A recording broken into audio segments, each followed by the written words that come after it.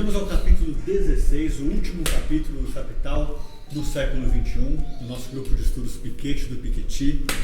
Hoje a gente vai discutir a questão da dívida pública. A inflação pode ser boa? Qual é o problema de você ter um longo período de austeridade?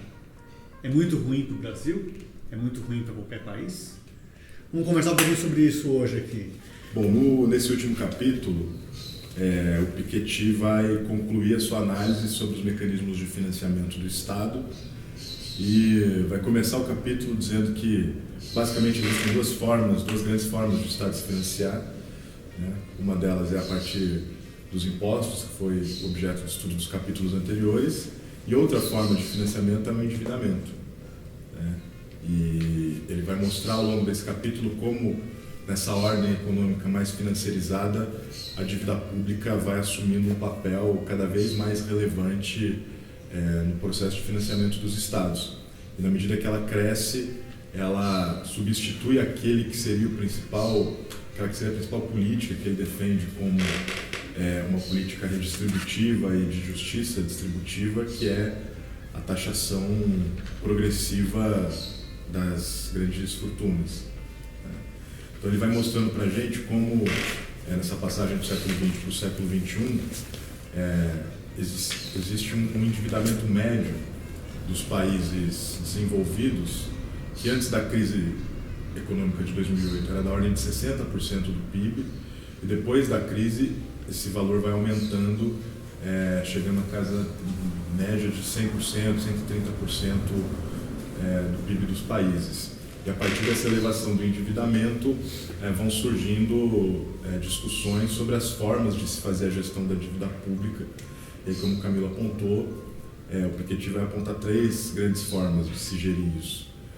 Primeiro é por intermédio da austeridade, segundo pela gestão da própria inflação, e terceiro ele reafirma a importância de se ter uma estrutura progressiva para poder organizar a gestão dessa arrecadação e desse endividamento público. Pelo que eu entendi desse capítulo do Piketty, dessas três maneiras do Estado financiar as despesas, 2 delas têm meio que um limite de tempo, né? Elas não conseguem ser estendidas num período de tempo muito grande, que é o endividamento e a austeridade. Né? Exatamente. Como a gente teve exemplos recentes na Grécia, na zona do euro em geral. Né? Nem a inflação. Também. Mas, e aí, acho que para todo mundo a pergunta. Então, eu entendi que a sugestão do Piketty melhor aqui é através de uma política fiscal de imposto progressivo, que é a mais durável, né, segundo a análise em cima das séries históricas. Isso é uma opção racional, então? É uma opção mais racional? Por que ela deixou de ser aplicada e não volta mais? Eu acho que o melhor exemplo para lidar com isso é o que está acontecendo com a situação no Brasil hoje. Que a gente tem uma implementação de uma política econômica muito austera, com o objetivo de tentar, em tese, sanear as contas públicas, de organizar um nível de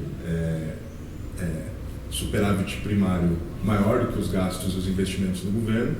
Mas o problema é que quando você pratica uma política austera, você deixa de investir e você deixa de gastar, você desaquece a demanda e no médio prazo a tendência de você impactar negativamente as taxas de crescimento econômico.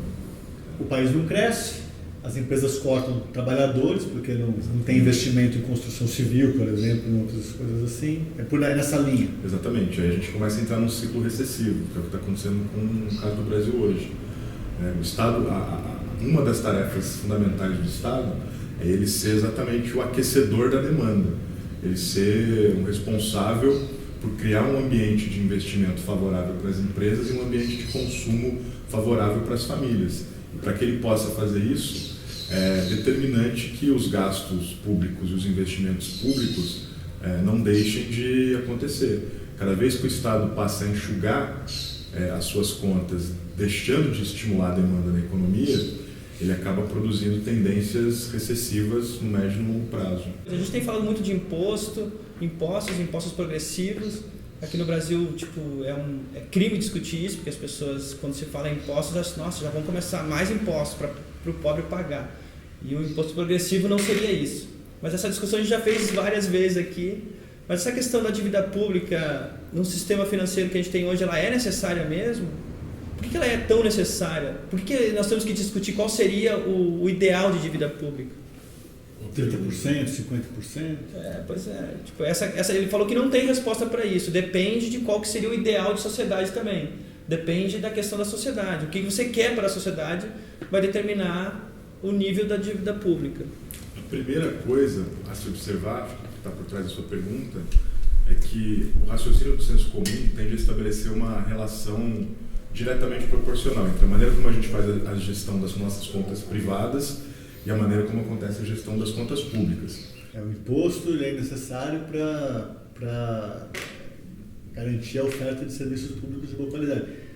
A boa qualidade vem depois. A gente pode pensar agora em botar ar-condicionado e Wi-Fi nos ônibus ou até tomada para carregar o celular, mas você precisa ter ônibus. Tem os ônibus, né? Precisa ter ônibus. Sim. E o Brasil é um país gigantesco que tem um sistema de saúde que não existe em outro país, por exemplo, e isso precisa de imposto para fazer.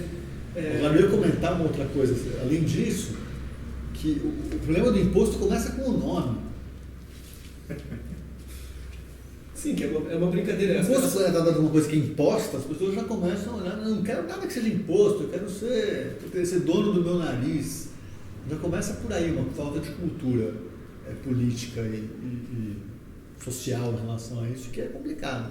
É que o imposto ele é necessário para ter o serviço público e a boa gestão do dinheiro que se arrecada do imposto depende do voto das pessoas. Porque as pessoas escolhem quem os representa depois, né? Não é isso?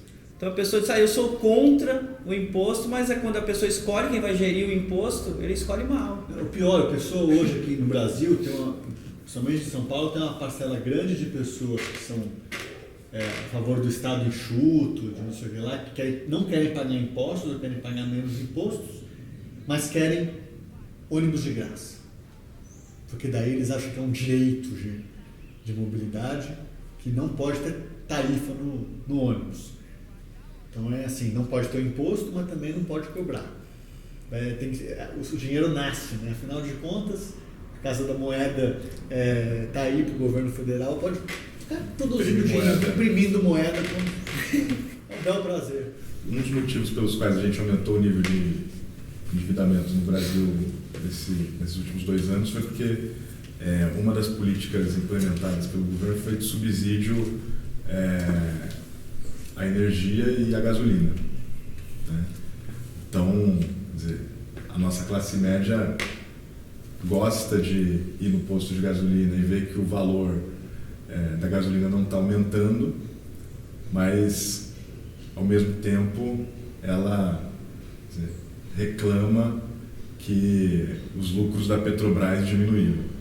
Então, como é que você combina arrecadação e gasto, ganhos e oferta de serviços, de produtos, se você não conecta esse conjunto de coisas, né?